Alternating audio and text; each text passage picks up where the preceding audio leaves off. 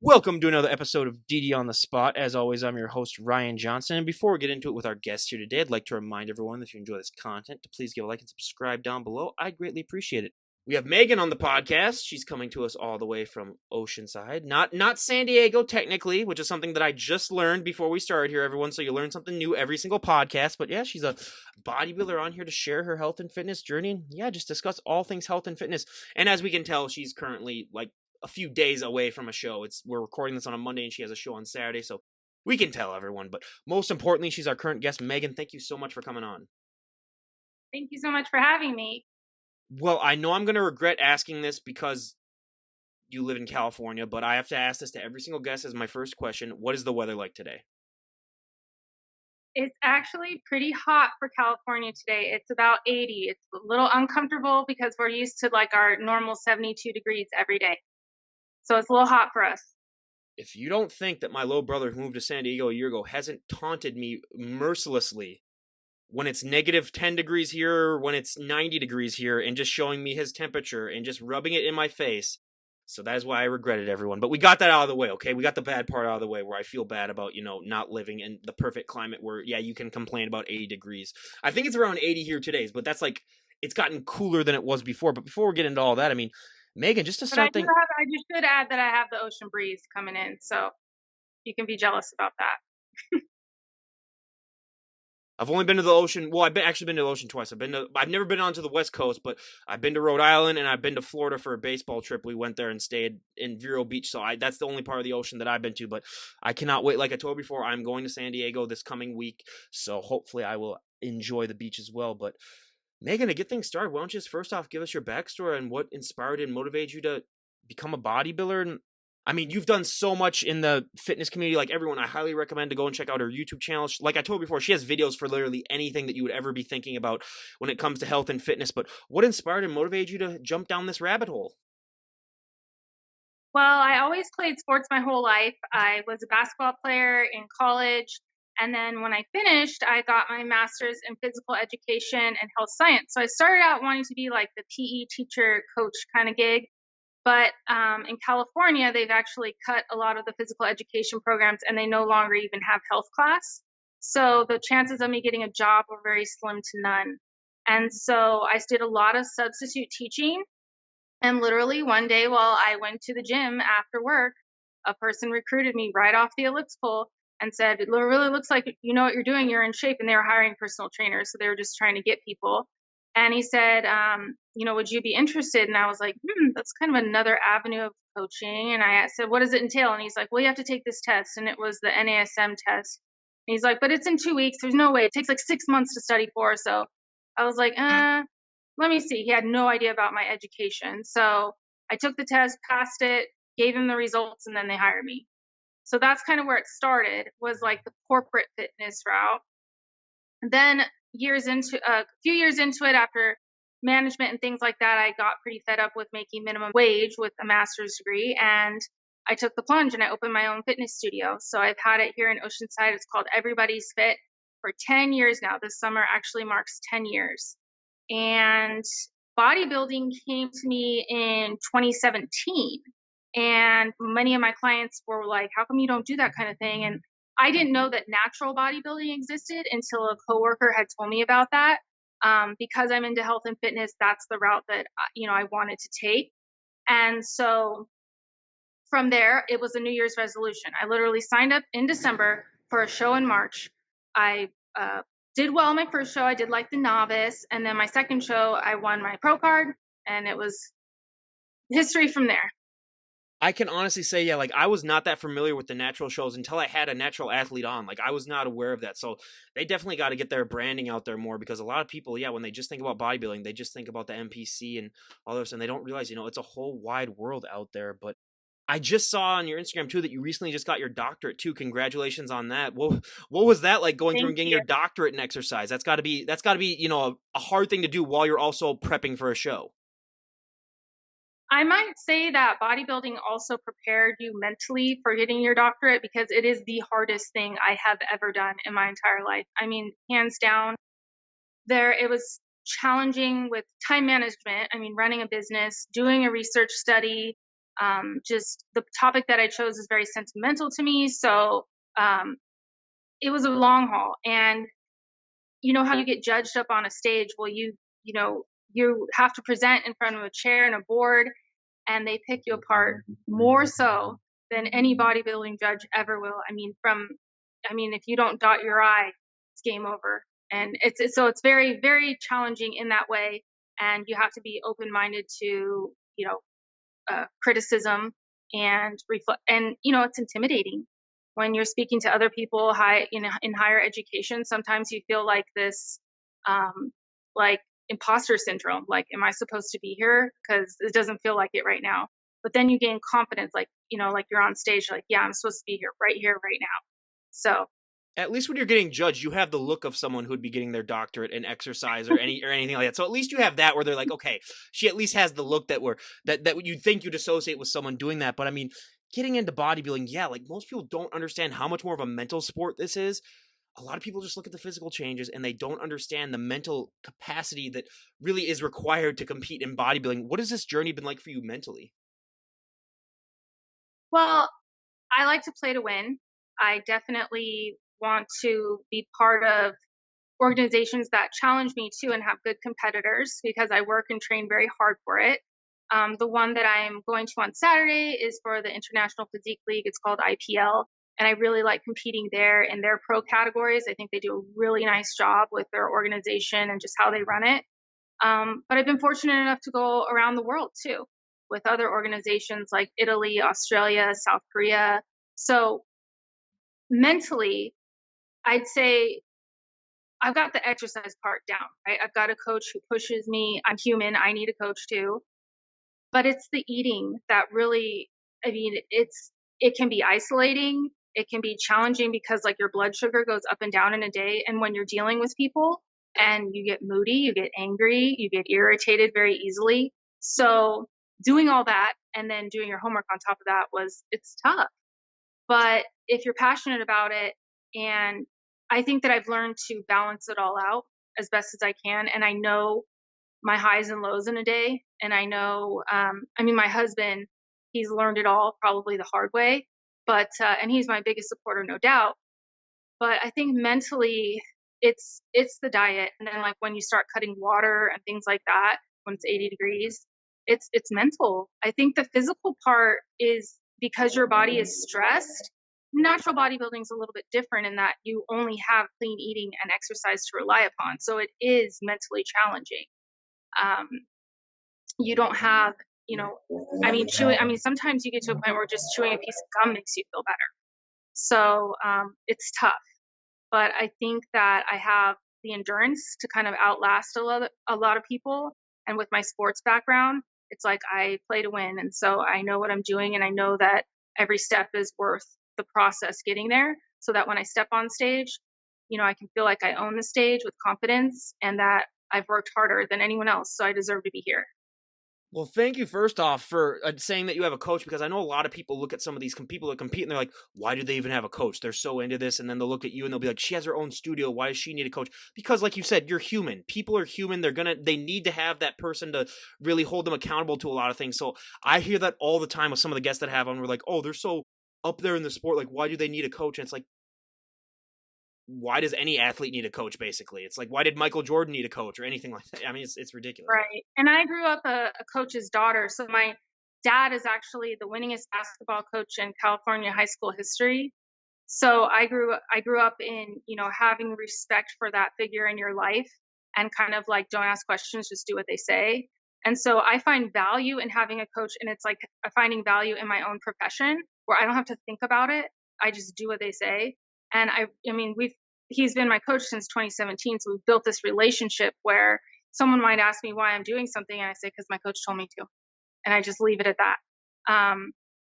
So I think too that I don't cheat on the diet. I don't cheat myself in any way, because he's there to keep me accountable. And he had a recent health scare where he wasn't able to train me for about a month. And that was really hard for me. Like I didn't want to go do it.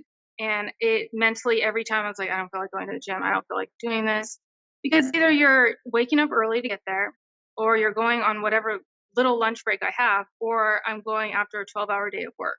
So without someone just standing there, I don't want to go. So I really I appreciate him in a way that he's a mentor to me, and we built a relationship because he cares and invests in my program and wants me to win. I will say the hardest thing that I've ever experienced in my life is after, yeah, those long shifts, especially if I was working like a 12 hour as well, then trying to go to the gym. I mean, it's almost impossible. So anyone that I've had on that does that, it's like more props to them. But one of the things that I also love to talk about too is genetics, because so many people, and I hate to say this, oh my God, I want his arms, I want her abs, I want their back, and I just want to strangle them because you're like, you can train just like someone and eat just like them, and you will not get the same results. I will not look like the best natural bodybuilder out there if I just work out like he does and eat like he. It's just not in the cards. People are just built differently. Genetics plays a factor. Now, it doesn't play like it's not the only factor, but it does play a significant factor. So a lot of people just don't understand that. But on top of it, genetic part of it, whenever someone first gets started working out, they always have that one body part that really, really takes off that they don't have to train as much.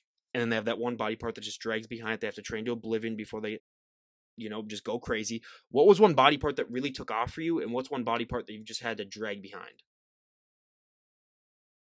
I would say that my upper body, well, first of all, I'm fortunate that I have really good symmetry between my upper and lower body. Um, I'd say that my abs are one of my best features, but in terms of upper body, I've got that down pretty good.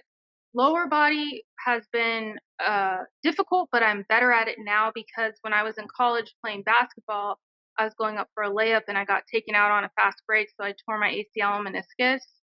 And at that time, that was in like 2004. I'm sure they do the surgeries much differently. They graft part of my hamstring and pinned it to the front. Therefore, one of my hamstrings was way more dominant than the others. So any, leg press, squatting, lunges, getting the full range of motion for the best benefit, and then lifting heavy to see the change. I mean, it was almost like rehabilitation while trying to train. But my glutes and legs are much better than they used to be, and but it's taken a long time. You're talking to a guy who's 6'3", so I know everything about difficulty with legs. I've always said I could inject pure muscle into my legs and they're not going to gain ounce. I mean, it's not calves. Don't even get me started. That's the most genetic body part out there. I don't care what anyone says. I could do 10,000 calf raises a day and they would probably grow at about 1% of the average person. So yeah, don't even get me started on that. But I just love to bring that up because so many people don't understand that, like, everybody's body's built different. You're not going to get the same results as everyone else. And that's one thing that I hear from a lot of people that are getting started in the fitness industry. Like, oh, I want to look like this person. I want to look like that person. It's like, well, you're not going to. And on top of, the genetic stuff, there's also the nutrition that is such an important part of this sport. And it's not talked about, I don't think, as much as it should be, but people just don't understand how big of a role nutrition plays in it. What were some of the bigger nutritional changes that you've made as you've got started and as you progressed in this sport? Because it's always ever evolving.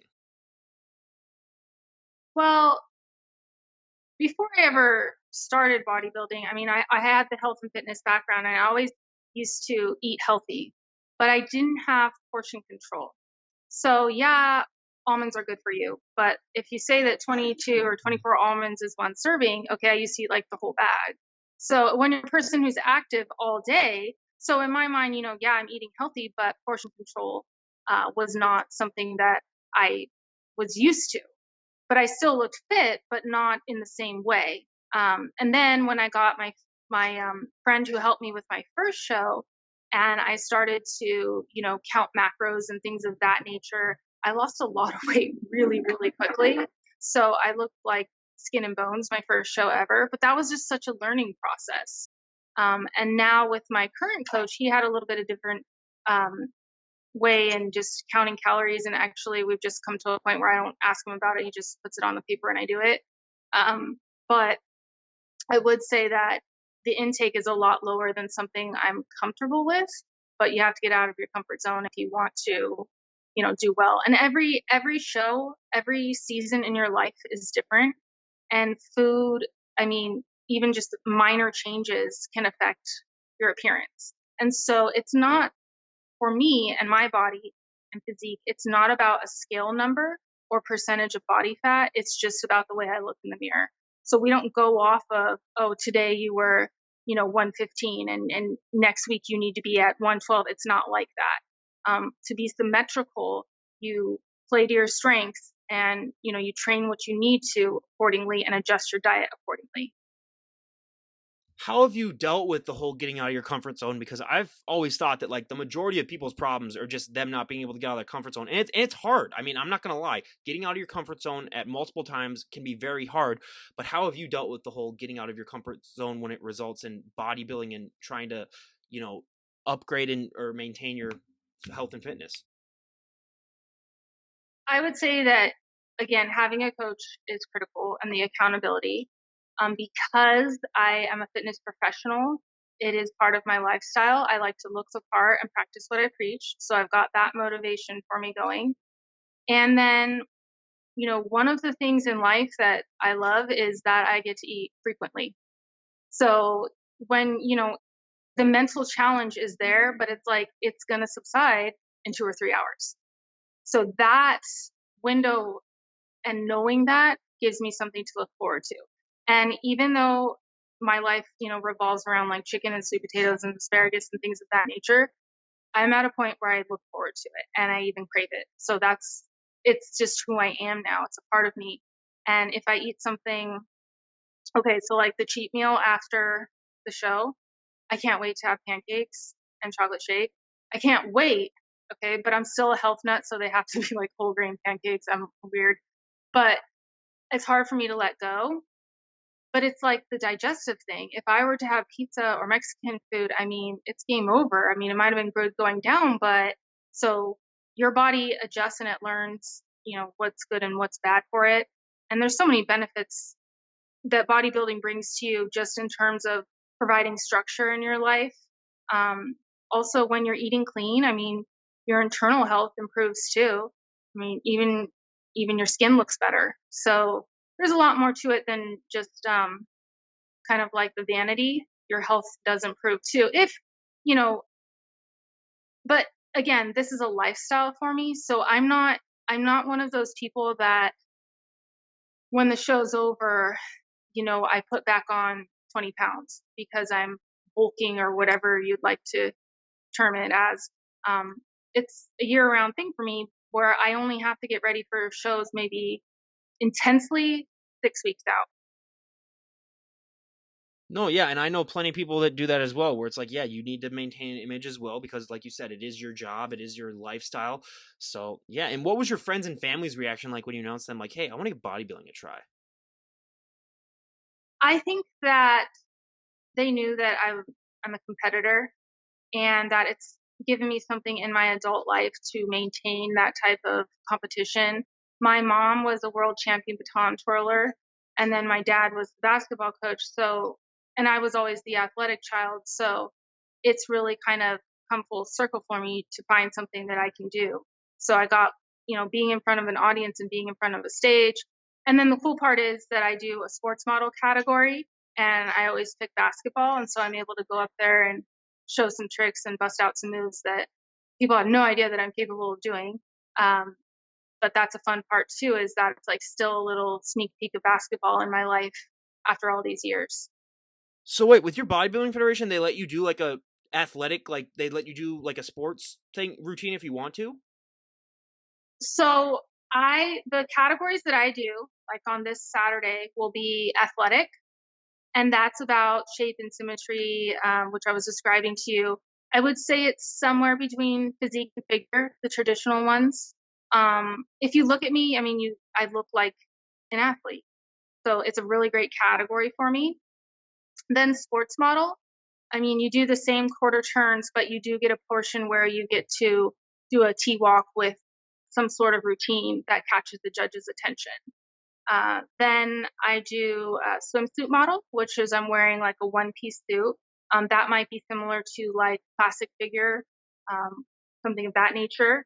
And then I do fitness angels. So that's where you wear the angel's wings, and that's kind of like the glitz and glamoury um, category that's fun too. So you follow the rules of the posing for each category, make up your routines. I mean, there's the standard poses you have to do, but I think a lot of your creativity is appreciated in your presentation. So that's where I'm able to do the basketball. Well, I mean, talking to people, posing is hard enough as it is when you're just doing one, one basically level of competition. You're doing three. How do you deal with that? Because one is hard Or, enough for so many. Four, oh, four. I forgot everyone. Four. But like, how do you deal with that? Because that one is hard enough as it is. But you're just, I guess you just said to yourself, no, I want to give myself a real challenge. Let's do four. well, I've been doing it a while now, so I do know the posing and I do know how to do it. And I think that now I've actually come to a point where I like to add variety to it. And each show I feel like you get better and better and better. So I do practice and play on, what improvements I need to do. But a lot of the posing practice is just on my own at this point, just because I've been doing it so long. And I like to practice. I mean, I'm a perfectionist. So if you do it enough, repetition, when you're up there on the stage with all the people and the lights, it's a piece of cake. All you gotta do is smile. How do you deal with getting ready for a show, prepping when people don't understand that like your brain can get foggy at times, everything just because of how dieted down you are? How do you still run a business? How do you still just do anything? Because the fact that some people are even able to walk when they're on their preps is more the most impressive part to me. So how do you deal with just especially these last few days? Like how are you coping with your day-to-day life?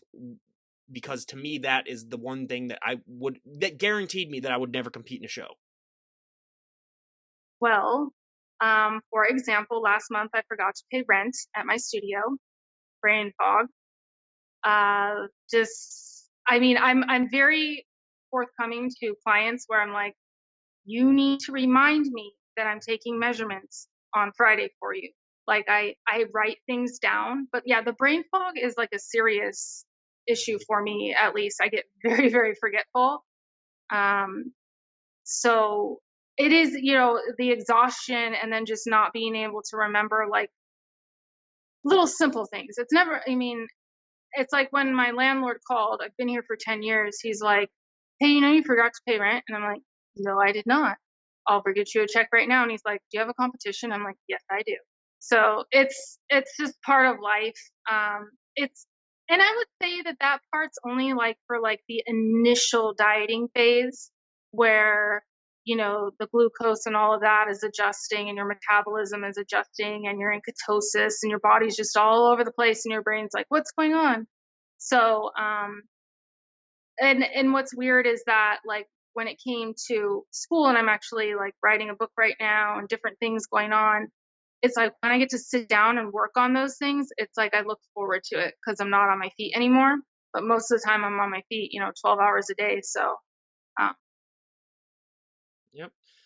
And I mean, yeah, I honestly, how you guys deal with it. I mean, I've had times where I've wondered where my keys are, and then I checked and they're in my hand this entire time that I've been freaking out for like 5 minutes where my keys are. That's just when I work for really long hours too. So I can't imagine, what that is like for you guys personally, but just the whole mindset of a competitor. I mean, this is, it's one of those lifestyles where not everyone can do this. And I've always said that one of the biggest differences between bodybuilders and the general public is that the general public, everyone has those days where you don't want to work out, where you just wake up and you're either not feeling it or you just like, yeah, I just don't want to do it today. The general public, most of the time, they'll find that excuse to not go to the gym, but bodybuilders, I mean, they dial it down and they're able to just get it through.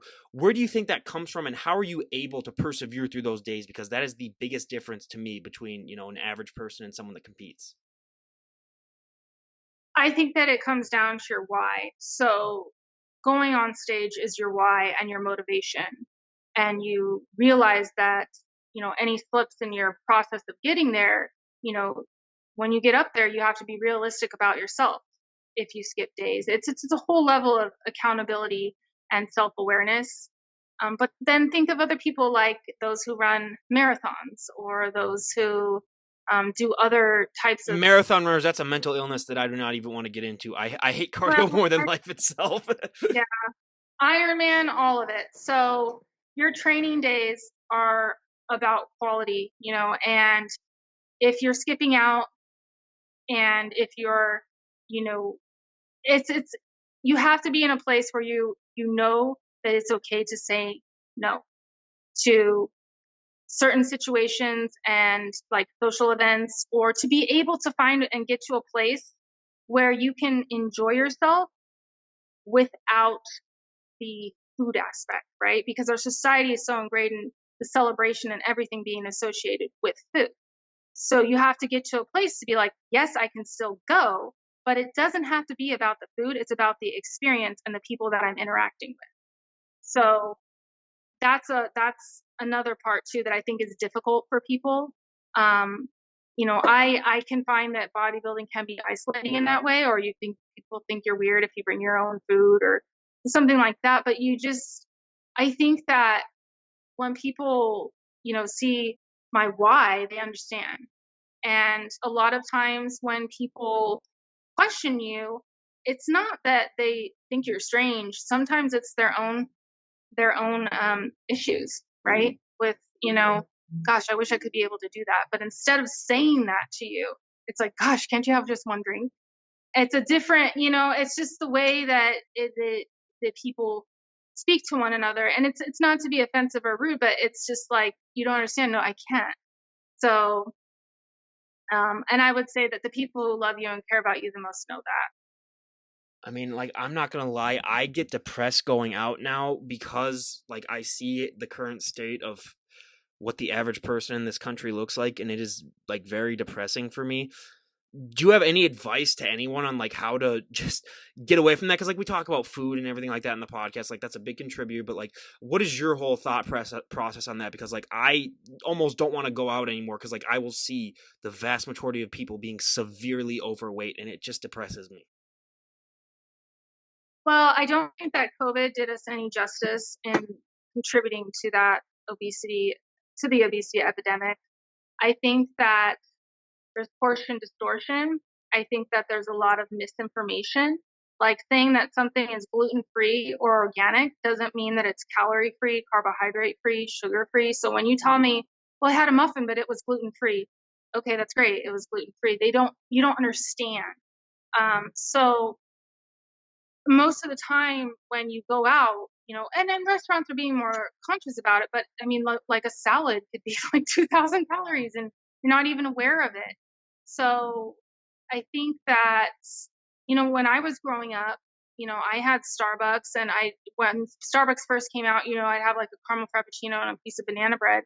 We weren't talking about any of that, and we were way more active. Our neighbors were our best friends, and we played outside all day. And that was the difference, that now we're behind screens, and now we are just interacting in a whole different way. So, we had video games and things of that growing up, but it's like you played video games when it got dark and you couldn't go outside anymore. And now it's just a whole different lifestyle of sedentary behavior. So let's say that if you work a 9 to 5 job and you go out, I mean, you haven't really burned anything through the day. And maybe you went and did, the elliptical or something for 45 minutes before work, but the time spent sitting has, I mean, far, outspent the time that you were active. And so just people are not getting enough activity.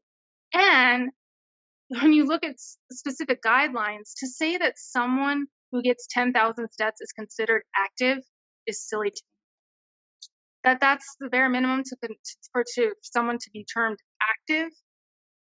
I mean, I think that's the bare minimum that someone should be, so anyone who gets like 12,000 steps is considered very active. Really? I think it's the calorie intake and calorie output and how the metabolism works in the body is very misleading, and people just don't understand.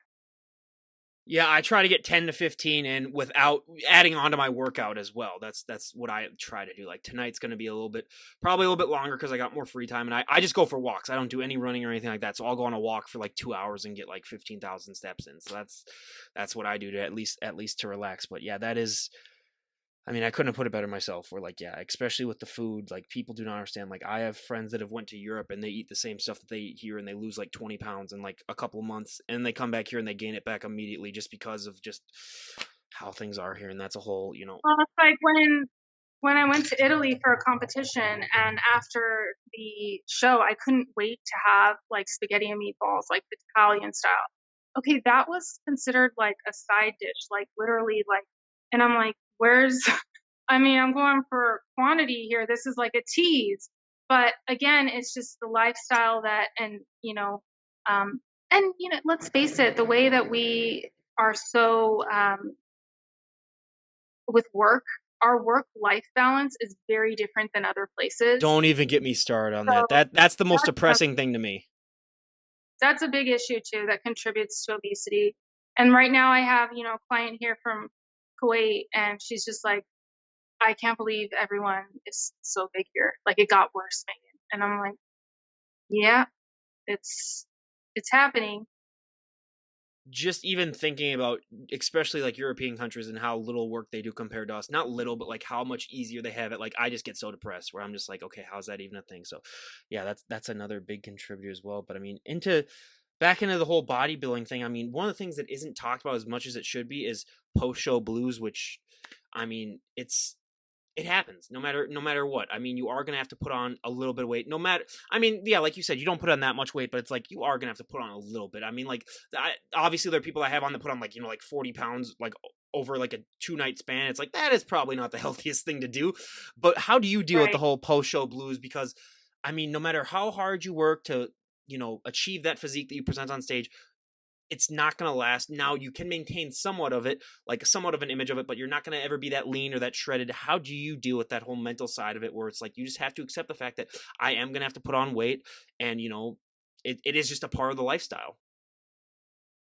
I would say that I understand that it's not sustainable and that what I did was only temporary, and that it's an achievement to look at the photographs of what I've done, but to be healthy and, to be able to lead by example, I have to be able to put on a little bit of weight and be okay with it. Now, as a female, that's not easy. So again, I don't weigh myself. People ask me, what's your body? I don't do any of that stuff except around showtime out of curiosity. But if you were to ask me, how much weight you gain after a show, I don't even look. I mean, it's just a head game. And if I'm telling my clients, don't weigh yourself every day, stop doing that, and then I'm doing that, it's not right. And so I think that again, because I'm in a place where it's part of my lifestyle, I'm not doing these drastic up and downs.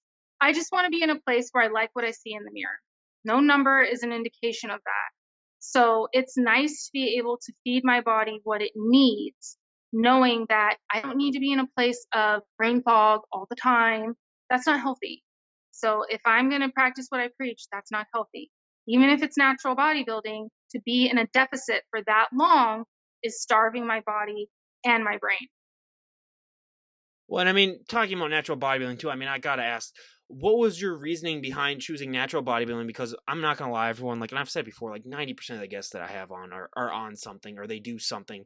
Just because when you are in like the NPC and all that other stuff, like it's not that you have to, but it's just like you kind of have to. Like I'm gonna be completely honest, but like, what was your reasoning behind choosing natural bodybuilding? Because that is a route that not as many people take, and I definitely am trying to get more natural compares on just to prove to people like, hey, you can do this sport naturally.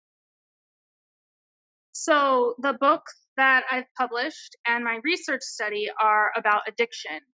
So my mother passed away. She was an alcoholic, and I had a traumatic experience where, I found her body and things of that nature. So to me, there's no such thing as an addictive personality, but I have the traits and the genes.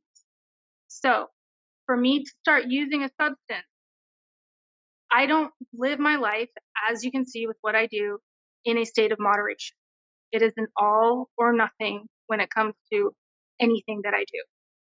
So that even relates back to eating plan. Like I have to follow eating plan, otherwise I just go way off the scales because it's all or nothing. So to put something in front of me that I need to take supplement wise, I mean, I'm just going to take it and I'm going to take it in excess and I'm going to abuse it. That's where I had to, that's why I never did bodybuilding because I knew that about myself. When I was, in college and I wanted to be skinny, I took all those fat burners and things of that nature and stacked them and this and that and saw all the commercials and I wanted to do it. Well, then to then reach a point where, you know, maybe I start injecting something, I'm going to take it to the next level. And my competitive spirit is going to put me, on top of it as well, where I'm going to do it in excess and it's the way I work. So I can't start something and not finish it. So it would just be, it would be dangerous for me.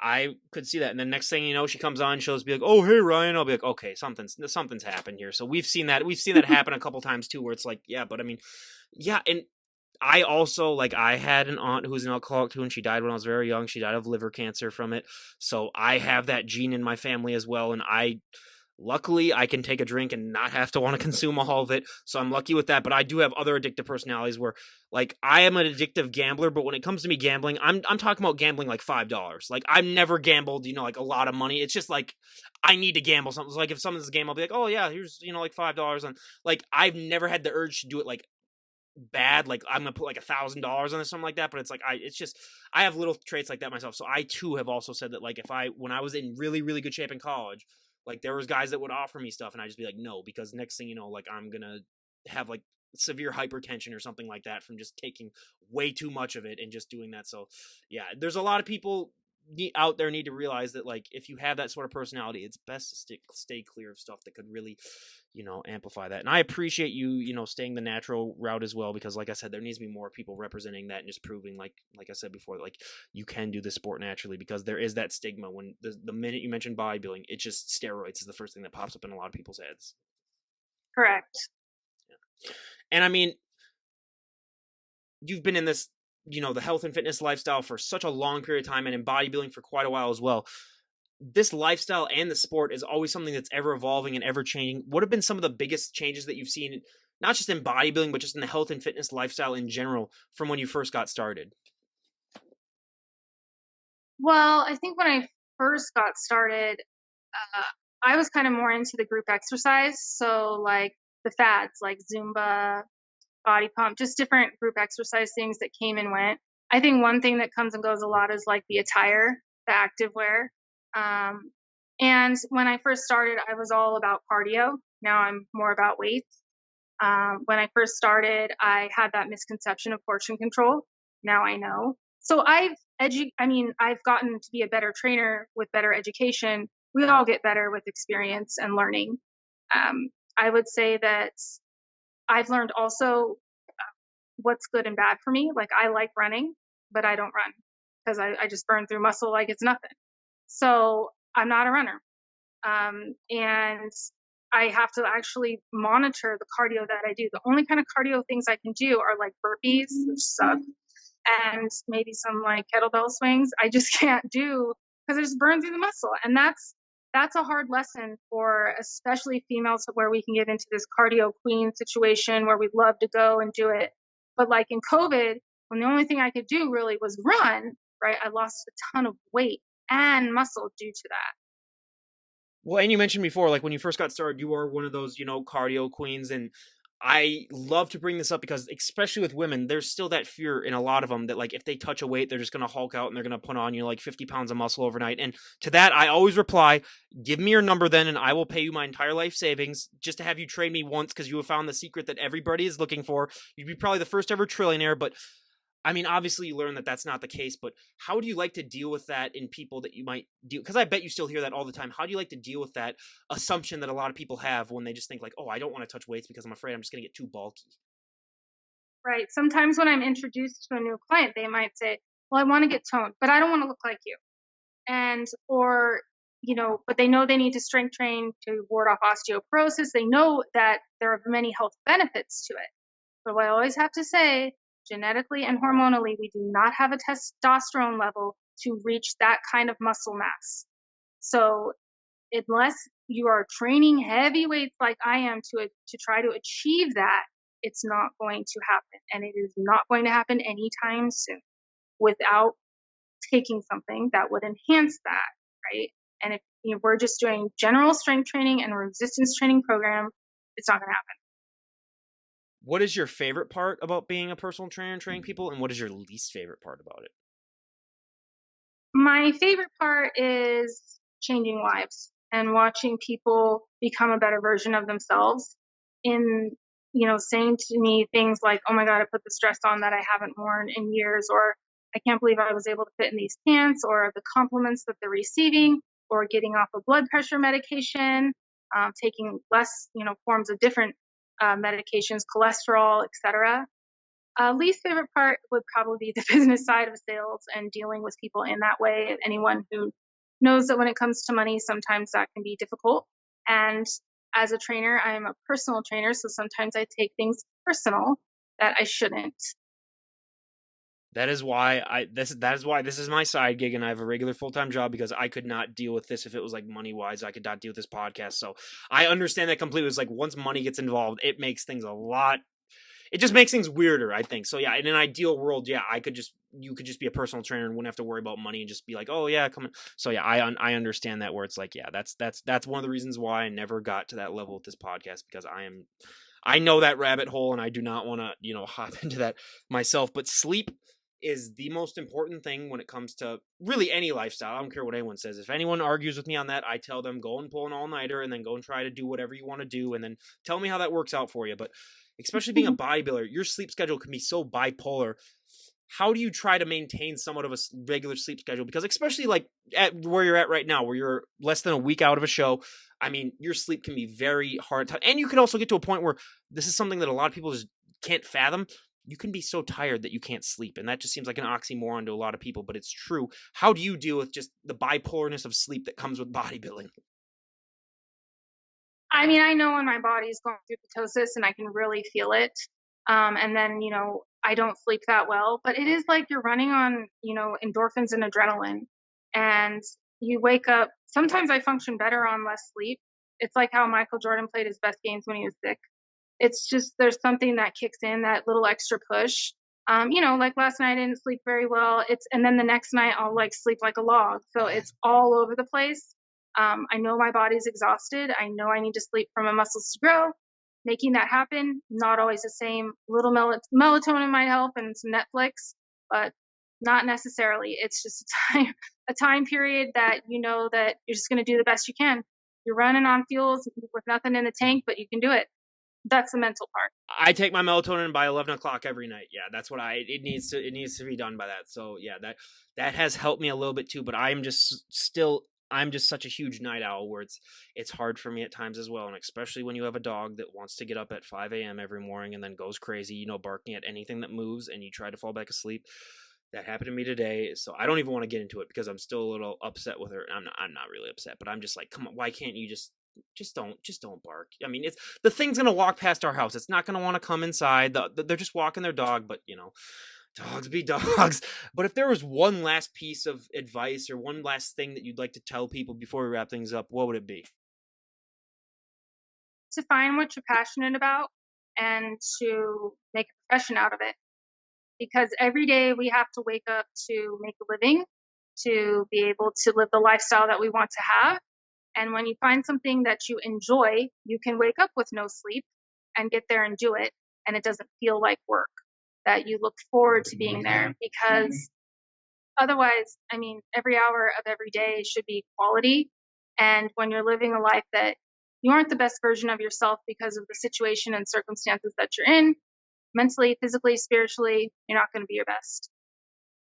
And lastly, is there anyone that you'd like to give a shout out to before we wrap things up? Well, I want to give a shout out to my husband, Carl McCullough. He's the best. Probably my pugs, Scottie Pippen and Steve Nash.